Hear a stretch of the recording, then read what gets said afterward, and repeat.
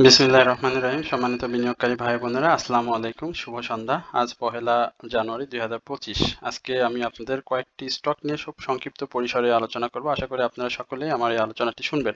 প্রথমে যে স্টকটি নিয়ে আপনাদের সাথে কথা বলবো সেটি হচ্ছে western marine shipyard. Western marine shipyard নিয়ে আমি আপনাদেরকে আমার চ্যানেলের পূর্বেও আলোচনা করেছিলাম। এই শেয়ারটি ইয়ারলি হাই ছিল ১৭ টাকা ৪০ পয়সা আমরা দেখেছিলাম। সেইখান থেকে শেয়ারটি মাঝে একেবারে ডাউন ট্রেন্ড তৈরি করে, অর্থাৎ ইয়ারলি লো তৈরি করে ৫ টাকা ৬০ পয়সা, এবং এই জোনটা ছিল এই ওয়েস্টার্ন মেরিন শিপইয়ার্ডের একটি সাইডওয়েজ মুভমেন্ট জোন, এবং এখানে আমরা ওয়েস্টার্ন মেরিনের একটি প্রাইস অ্যাকশন দেখেছিলাম। সেটি হচ্ছে ১০ পয়সা থেকে ২০ পয়সা এই লেভেলে ওয়েস্টার্ন মেরিন একটা প্রাইস অ্যাকশন করতো, এবং ওয়েস্টার্ন মেরিন শিপইয়ার্ড যখন জেড ক্যাটাগরিতে রূপান্তরিত হয় এবং তার যে ক্যাশ ডিভিডেন্ড সংক্রান্ত কারণে, তখন কিন্তু এই শেয়ারটি একেবারে বড় ডাউন ট্রেন্ড ক্রিয়েট করে। বাট এখন ওয়েস্টার্ন মেরিনের কিন্তু একটা ভালো প্রাইস অ্যাকশন হচ্ছে। আমরা পরপর ৩ দিন আমরা ওয়েস্টার্ন মেরিনকে কিন্তু হল্টেড অবস্থায় দেখেছি, এবং এখানে ওয়েস্টার্ন মেরিন ভালো ভলিউম সহ কিন্তু সামনের দিকে এগিয়ে যাচ্ছে। তো আমার কাছে জানতে চেয়েছেন আপনারা যে এটির প্রাইস অ্যাকশনটা আসলে কি ধরনের হতে পারে। আমি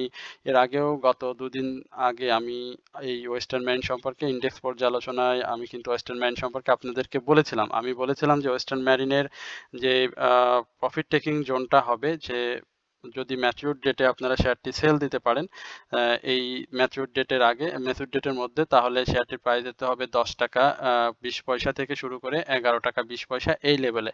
এবং আমি যেটি প্রত্যাশা করতেছি এই মুহূর্তে, যে আমরা হয়তো এই ওয়েস্টার্ন মেরিন শিপইয়ার্ডকে ১০ টাকা ২০ পয়সা এই লেভেলে আমরা দেখতে পাবো, এবং আগামী দিনেও এই ওয়েস্টার্ন মেরিন শিপইয়ার্ড অবশ্যই প্রাইস অ্যাকশন হল্টেড অবস্থাতেই থাকবে, এবং অনেকেই এই শেয়ারটি কিন্তু এখন পর্যন্ত সেল করছে না। এই শেয়ারটি খুব অল্প সংখ্যক শেয়ার কিন্তু আমরা দেখেছি যে সেল হতে, সেখানে অনেক বেশি পরিমাণে বাই বসানো রয়েছে। সুতরাং এখানে শেয়ারটির একটা ভালো প্রাইস অ্যাকশন হবে, কারণ আপনারা এই শেয়ারটির একটি পজিটিভ নিউজকে কেন্দ্র করেই কিন্তু আমরা প্রাইস অ্যাকশন দেখছি। সুতরাং আপনাদের হাতে থাকা যদি ওয়েস্টার্ন মেরিন হাতে থেকে থাকে, তাহলে আমি বলবো যে ১০ টাকা ২০ পয়সা থেকে ১১ টাকা ২০ পয়সা এই লেভেলে আপনি শেয়ারটি সেল দিয়ে সেখান থেকে প্রফিট টেক করতে পারেন, এবং সেটি হবে আপনার জন্য সবথেকে ভালো একটি প্রফিট টেকিং জোন। এই হচ্ছে মূলত ওয়েস্টার্ন মেরিন নিয়ে আমার সংক্ষিপ্ত পরিসরের আলোচনা। এরপরে আমি আপনাদের সঙ্গে আরেকটি স্টক নিয়ে কথা বলবো, সেটি হচ্ছে কেপিপিএল। কেপিপিএল নিয়ে আমি আমার আলোচনা ২ দিন আগে আপনাদেরকে দিয়েছিলাম। যারা আমার আলোচনা শোনেন, আমাকে শোনেন, তারা নিশ্চয়ই দেখেছেন যে কেপিপিএল আমি ২ দিন আগে বা গতকালকেও আমি কেপিপিএল নিয়ে কথা বলেছি। কেপিপিএল আজকে দেখেন এটি কিন্তু হল্টেড অবস্থাতে রয়েছে, এবং আজকের যে ইন্ডেক্স সেখানে কিন্তু আমরা জেড ক্যাটাগরির একটা একক আধিপত্য আমরা কিন্তু দেখেছি। সেখানে আমরা কেপিপিএল কে দেখেছি আজকে হল্টেড অবস্থায় দেখতে, ওয়াইপিএল কে দেখেছি, তারপরে কি বলে ওয়েস্টার্ন মেরিন বা রিজেন্টেক্স, এই সবগুলোই কিন্তু জেড ক্যাটাগরি শেয়ার। তো জেড ক্যাটাগরির একটা মুভমেন্ট আসবে, সেটি আমি আরও ২-৩ সপ্তাহ আগে আমার চ্যানেলে আলোচনা করেছিলাম। তো সবকিছু মিলিয়ে এখন যেটি বছরের শুরুতে আমরা যেটি দেখলাম যে আজকে জেড ক্যাটাগরির একটা টপ 10-এ একটা ব্যাপক আধিপত্য। তো এই ওয়াইপিএল এর যে বিষয়টি সেটি, সরি, কেপিপিএল এর যে বিষয় সেটি হচ্ছে তার প্রাইস অ্যাকশনটা কি ধরনের হতে পারে, এবং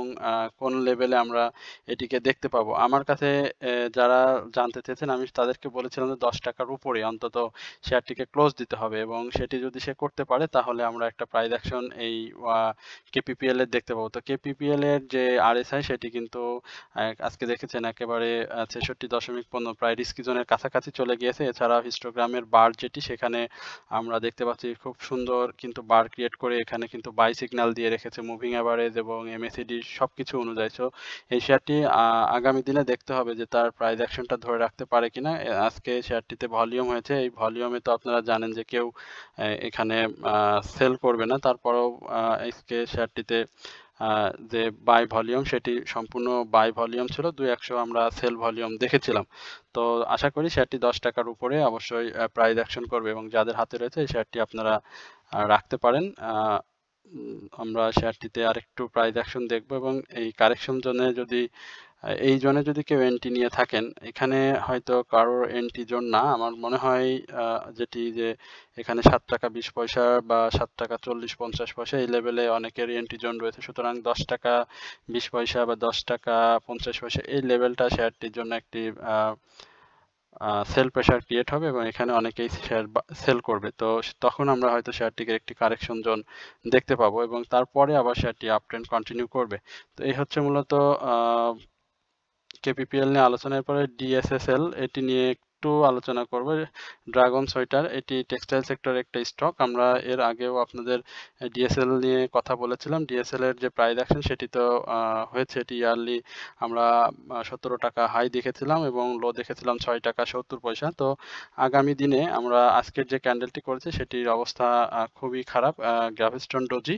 তো এই ক্যান্ডেলে শেয়ারটির একটি কারেকশন জোনও থাকবে এবং সেই কারেকশন জোনটা আমার কাছে যেটি মনে হয় যে আমি গত 2 দিন আগে এটি নিয়ে আলোচনা করেছিলাম। 10 টাকা 70 পয়সা থেকে 10 টাকা 80 পয়সা এটি হবে শেয়ারটির কারেকশন জোন এবং এই কারেকশন জোনটা শেষ করে আবারও শেয়ারটিতে আমরা হয়তো 30-40 পয়সা একটা আপট্রেন্ড দেখতে পাবো। শেয়ারটিতে আজকে ভালো ভলিউম ছিল এবং এই শেয়ারটি কিন্তু আমি গত দিনের যে আলোচনা ছিল সেটি এখনো বলছি যে ভলিউমটা কিন্তু গেইন করে রয়েছে, অর্থাৎ ভলিউমটা ধরে রেখেছে। তো আশা করি মার্কেট পজিটিভ হলে অবশ্যই এই ডিএসএল আবার প্রাইস অ্যাকশন করবে এবং এই শেয়ারটি তার যে হাই 12 টাকা 90 পয়সা এখানে আবারও সে আসবে। সুতরাং যাদের কাছে ডিএসএল আছে সেক্টরাইজ যে মুভমেন্ট এটি আবার যখন পাবে তখন কিন্তু এটি আবার প্রাইস অ্যাকশন করবে। সুতরাং ডিএসএল নিয়ে বেশি আতঙ্কিত হওয়ার কিছু নেই। শেয়ারটি বি ক্যাটাগরির একটি শেয়ার। এখানে ন্যাব বলি বা পি রেশিও বলি সবকিছু শেয়ারটির ভালো। এছাড়াও তার যে ফার্স্ট কোয়ার্টার ইপিএস সেটিও কিন্তু ভালো এসেছে। তো এই হচ্ছে মূলত dragon sweater and spinning mill DSL নিয়ে আমার সংক্ষিপ্ত পরিসরে আলোচনা। আশা করি আপনারা সকলে আমার এই আলোচনাটি ধৈর্য সহকারে শুনেছেন। এছাড়াও আমি আপনাদেরকে বিনীতভাবে অনুরোধ করবো আমার চ্যানেলটি সাবস্ক্রাইব এবং লাইক কমেন্টসের মাধ্যমে আমার পাশে থাকার জন্য। তো সকলেই ভালো থাকবেন, সুস্থ থাকবেন এই প্রত্যাশায় আজকের আলোচনা এখানেই শেষ করছি। আসসালামু আলাইকুম।